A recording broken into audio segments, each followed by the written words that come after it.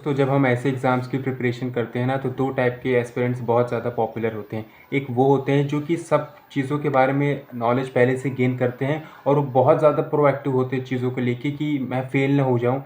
इसके लिए वो जो बल पड़ता है वो सारी चीज़ें करते हैं, ठीक है। और दूसरे किस्म के इंसान वो होते हैं, एस्पिरेंट वो होते हैं जो पहले मिस्टेक कर लेते हैं, एक दो बार फ़ेल हो जाते हैं, फिर उनको सही रास्ता समझ में आता है कि नहीं यार, इस रास्ते पे जाके एग्ज़ाम क्लियर नहीं होगा, मुझे थोड़े से सैक्रिफाइसेस करने पड़ेंगे, मुझे 3-4 महीने आइसोलेशन में जाना पड़ेगा।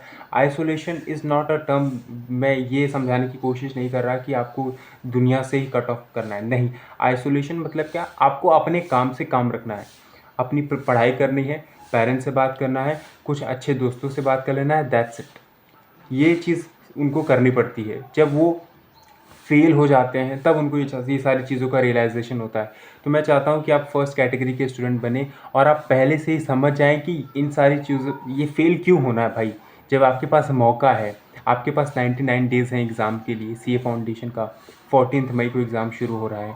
आप अभी तक पढ़ाई नहीं किया तो आप अभी से प्रिपरेशन शुरू करेंगे तो आपकी पूरी प्रिपरेशन अच्छे से हो जाएगी। उसी के लिए आप ये वीडियो देख रहे हैं और मैं उसी के लिए आपको एक काइंड ऑफ मोटिवेशन भी दे रहा हूँ कि भाई अभी तक नहीं किए थे तो अभी शुरू कर दो, हो जाएगा एग्ज़ाम क्लियर, ठीक है। मैंने फर्स्ट अटेम्प्ट में क्लियर किया है, 240 मार्क्स आए हैं, 2 एग्जाम्शंस आए हैं, कोई क्लासेस नहीं की थी, सिर्फ और सिर्फ यूट्यूब से पढ़ाई की थी और हो गया था, ठीक है।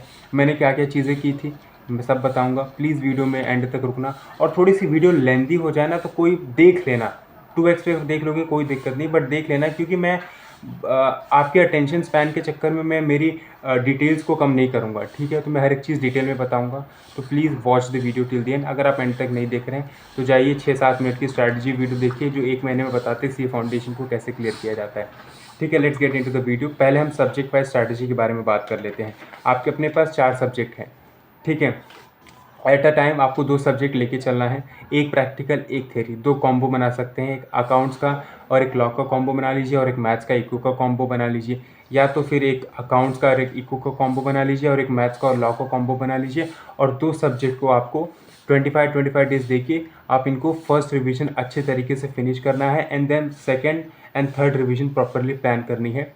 Less than 15 days and then 10 days, ऐसे ऐसे करके आपको प्रिपरेशन कर लेनी है। आपको 3 रेशियो मैं बता देता हूँ, आपको नहीं पता हो तो।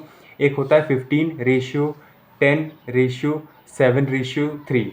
मतलब क्या, पहली बार में आप 15 डेज़ का टाइम लेंगे, फिर 10 डेज़ का, फिर 7 डेज़ का एंड देन 3 डेज़ का। एक और रेशियो होता है 10:6:3। पहली बार में आप 10 दिन का टाइम लगाएंगे, दूसरी बार में आप 6 दिन का टाइम लगाएंगे एंड थर्ड टाइम में आप सिर्फ 3 डेज़ का टाइम लगाएंगे एंड जो फाइनल रिवीजन रहेगा वो 1.5 डेज़ का रहेगा। तो आप ये मेथड फॉलो कर सकते हैं in order to revise this subject, ठीक है। और दूसरी चीज़, अकाउंट्स के लिए, लॉ के लिए, मैथमेटिक्स के लिए और इकोनॉमिक्स के लिए, सब के लिए आपका कोर रिसोर्स ये होना चाहिए which is study material, RTP, MTP, PYQs. ICI का स्टडी मटेरियल आपको थरली सॉल्व करने, हर एक एग्जांपल्स, हर एक इलिस्ट्रेशंस और टेस्ट नॉलेज के सेक्शंस, ठीक है। और आपको लॉ में और इकोनॉमिक्स में प्लेन रीडिंग करनी है, ठीक है। प्लेन आईसीआई मॉड्यूल मैंने खुद पर्सनली रिफ़र किया था, ठीक है। तो आपको भी ऐसे मॉड्यूल ही रिफ़र करना है। और इन केस आपके पास किसी फैकल्टी के शॉर्ट नोट्स होंगे ना, फिर भी आप एक बार ज़रूर ऐसे मॉड्यूल को रीड कर लेना। उसके बाद आप उस फैकल्टी के बुक को डेफिनेटली रिफ़र कर सकते हैं आपकी एग्ज़ाम की प्रिपरेशन के लिए, ठीक है। तो आप ऐसे मॉड्यूल को रिफ़र करेंगे और आपको 3 अटेम्प्ट के आरटीपी करने हैं, एमटीपी करने हैं और पीवाईक्यूज करने हैं। ये 3 attempt is a bare minimum, इतना तो करना ही है। बट आपके पास और टाइम बच जाए तो आप मई 24 के भी, सितंबर 24 के भी, जैन 25 के भी, ये सारे अटेम्प्ट्स के भी पीवाईक्यूज, आरटीपीज और एमटीपीज कर सकते हैं। तो ये हो गए अपने रिसोर्सेज वाली बात। उसके बाद मैं आपको बताता हूँ कि आपको मॉक टेस्ट पेपर देना है, ठीक है। ये सारे जैसे जैसे आपके रिविजन्स होते जाए ना, डोंट वेट फॉर कि 100% सिलेबस हो जाएगा तब मैं मॉक टेस्ट पेपर दूंगा, ऐसा कोई सिचुएशन नहीं आने वाला। जब आपका 100% सिलेबस हो जाएगा, आपका जैसे ही 70% सिलेबस हो गया, 80% हो गया ना, start writing mock test paper. At least try करना है कि 2 मॉक टेस्ट पेपर तो आप डेफिनेटली लिखिए, आपकी राइटिंग प्रैक्टिस अच्छे तरीके से हो जाएगी।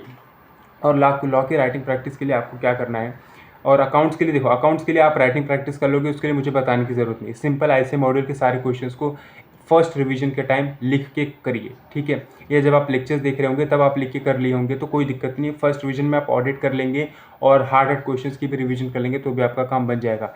बट लॉ में बच्चों को बहुत दिक्कत आती है। लॉ के लिए मैं सिंपल टेक्निक बताता हूँ, उसको याद रखिए, आपका लॉ का राइटिंग प्रैक्टिस का प्रॉब्लम ही खत्म हो जाएगा। पर chapter 7 questions which are difficult, which are hard as per your point of view. Second चीज़ आपको ये करनी है कि 2 मॉक टेस्ट पेपर लगाने हैं लॉ के, जो कि आईसीए रिलीज़ करता है हर एक स्पेसिफिक अटेम्प्ट के लिए। देखो ना यार, आईसीए खुद बता रहा है भाई कि तुम मेरा एग्जाम देने आ रहे हो ना, तो 2 मॉक टेस्ट पेपर दे के आ जाओ, मैं पास कर दूंगा।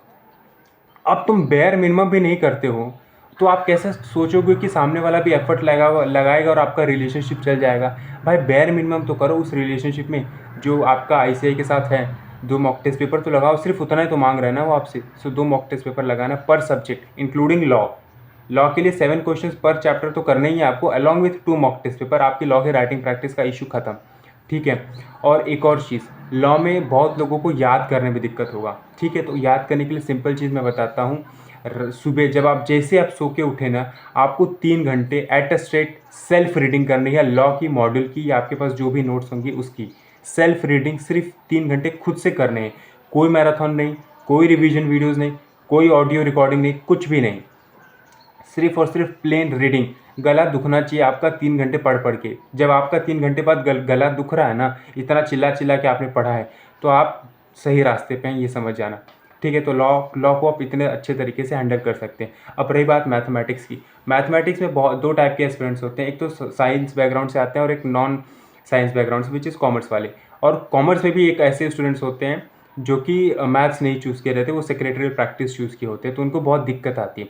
उनके लिए मैं सिर्फ एक चीज़ कहूँगा कि ऑन अ रेगुलर बेसिस, आपके लिए डिफ़िकल्टी मैथ्स वाली ही है ना, मैथ्स का ही सिर्फ डिफ़िकल्ट पार्ट है ना, तो आप स्टैटिस्टिक्स और लॉजिकल रीजनिंग पे पूरा फोकस करिए।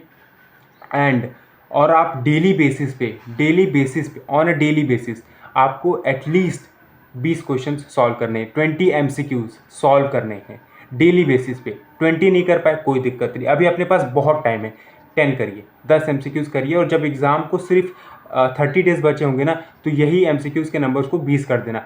इतना डेली बेसिस पे लगाइए। It's kind of you have given yourself challenge. अगर आपने एक भी दिन चैलेंज तोड़ा, डेली आपको 10 क्वेश्चन सॉल्व करने, अगर आपने एक दिन भी चैलेंज तोड़ा तो नेक्स्ट डे आपको 50 क्वेश्चन करने हैं MCQs के। ये चीज़ तो आप कर सकते हैं ना। कॉन्सेप्ट को रिवाइज करिए, उसको MCQ सॉल्व करिए, कॉन्सेप्ट को रिवाइज करिए, MCQ सॉल्व करिए। आपको अपने आप समझ में आने लगेगा कि आप कहाँ पे लैक कर रहे हैं, ठीक है। This is the best way for you. और आई थिंक अकाउंट्स और इकोनॉमिक्स में किसी को इशू नहीं आती, वहाँ पे आप प्रैक्टिस करेंगे, आपका काम हो जाएगा, ठीक है।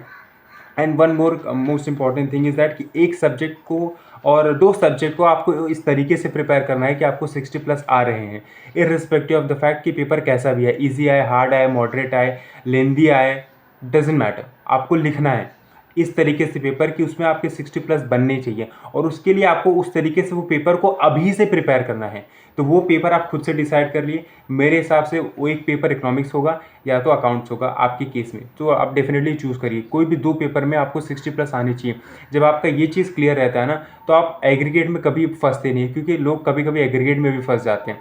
तो उसके लिए 2 पेपर को इस तरीके से प्रिपेयर करना है, इतने बारीकी से पढ़ लेना है कॉन्सेप्चुअली भी, और इतनी राइटिंग प्रैक्टिस कर लेनी है कि आपके 60+ तो बन ही रहे हैं। आपके अंदर से वो कॉन्फिडेंस होना चाहिए कि साला कैसा भी पेपर दे दो, मैं लेके आऊँगा 60+। और प्लीज़ ये कमेंट में ज़रूर बताना कि आपके लिए वो 2 सब्जेक्ट कौन सा है, ठीक है। Sorry for the interruption guys, let's get into the video. अभी मैं बाहर आ चुका हूँ, तो अभी कोई दिक्कत नहीं आएगी, और थोड़ा सा अगर बैकग्राउंड साउंड आएगा ना, तो उसको इग्नोर कर देना, ठीक है। पहली चीज़ तो ये, मैंने बहुत सारी चीज़ें आपको एक्सप्लेन कर दी है, कुछ पॉइंट्स और एक्सप्लेन करने रिगार्डिंग स्टडी स्ट्रैटेजी, जो मैं आपको अभी फटाफट बता देता हूँ। First thing which is that कि मैं आपसे ये एक्सपेक्ट कर रहा हूँ कि आपको 12 घंटे पढ़ने हैं ना, 10 घंटे बिल्कुल नहीं। आपसे मैं ये एक्सपेक्ट कर रहा हूँ कि आप डेली बेसिस पे consistently for the rest of the 99 days आप 6 to 8 आवर्स के बीच में टोटल प्रोडक्टिव आवर्स निकालेंगे, फोकस्ड आवर्स निकालेंगे, ठीक है। आप 6 घंटे भी पढ़ें, मेरे को कोई दिक्कत नहीं, 7 घंटे 8 घंटे पढ़े, कोई दिक्कत नहीं, बट इससे ज़्यादा आपको ज़रूरत भी नहीं पढ़ने की, ठीक है। कोई अगर कह रहा है ना कि 10 घंटे पढ़ो, 12 घंटे पढ़ो, उसको ब्लॉक कर देना, ठीक है।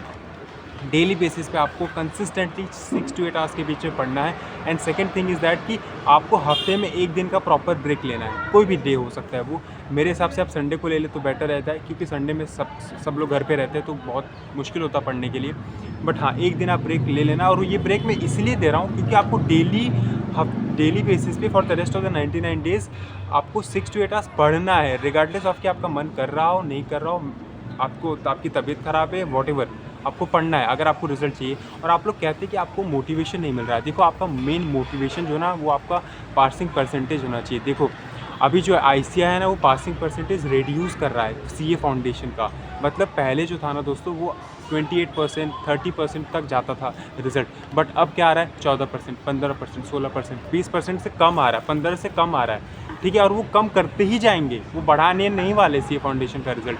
तो आपको समझो, आपको अगर उस पासिंग परसेंटेज के रेंज में आना ना तो उतने एफर्ट भी लगाने पड़ेंगे, और अभी आपके पास टाइम है एफर्ट लगाने का। सो प्लीज़ अभी आप 2 घंटे से भी शुरू करेंगे ना, कि 2-2 घंटे से शुरू करें, 3 घंटे, 4 घंटे, 5 घंटे, और आप मोमेंटम लेने के लिए टाइम लेंगे ना तो चलेगा।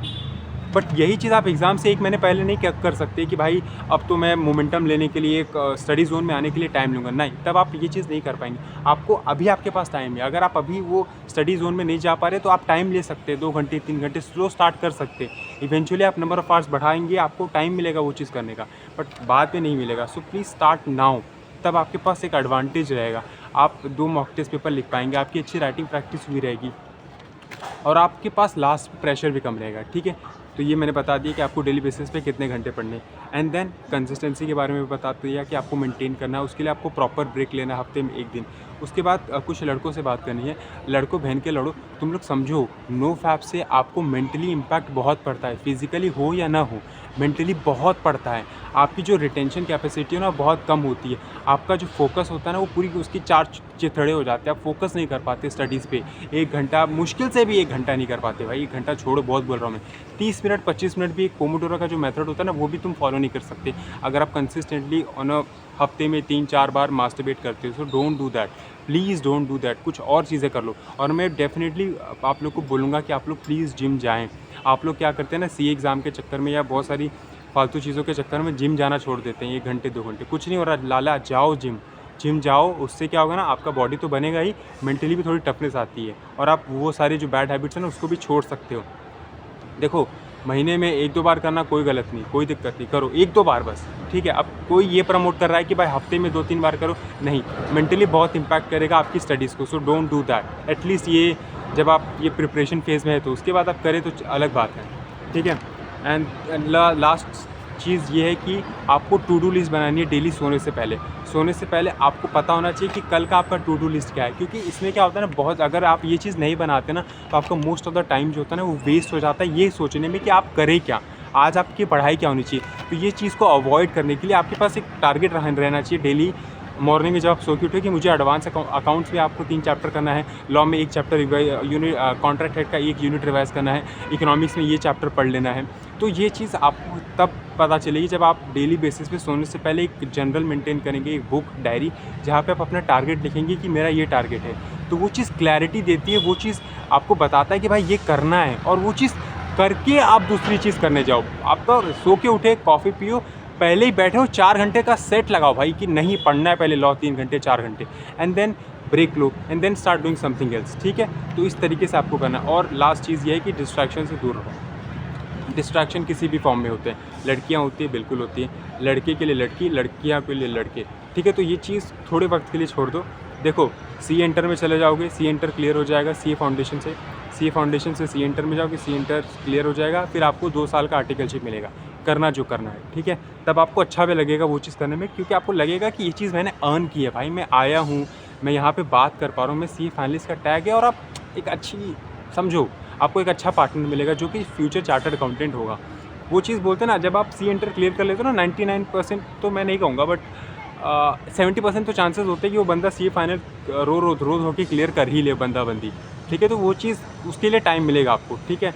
तो उस चीज़ में मत ड्वेल होना, सोशल मीडिया से दूर रहो, प्लीज़ दूर रहो, क्योंकि वहाँ पे ना आपको एक मिथ बनाया जाता है कि यार मैंने CA फाउंडेशन में इतने टाइम में कर लिया, वो कर लिया, ये कर लिया, और आपको आपकी फटी पड़ी रहेगी कि सारा मेरे से क्यों नहीं हो रहा है। तो वो ना अनरियलिस्टिक एक्सपेक्टेशन बिल्ड करता है आपके माइंड में।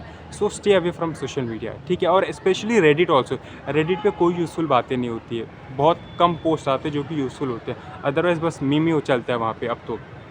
एंड और यूट्यूब पे आप ट्रेंडिंग पेज जो होता है ना फीड, उसका हिस्ट्री ऑफ कर दो तो वो भी नहीं दिखेगा, तो आपको सिर्फ सब्सक्रिप्शन चीज़ें दिखेंगी।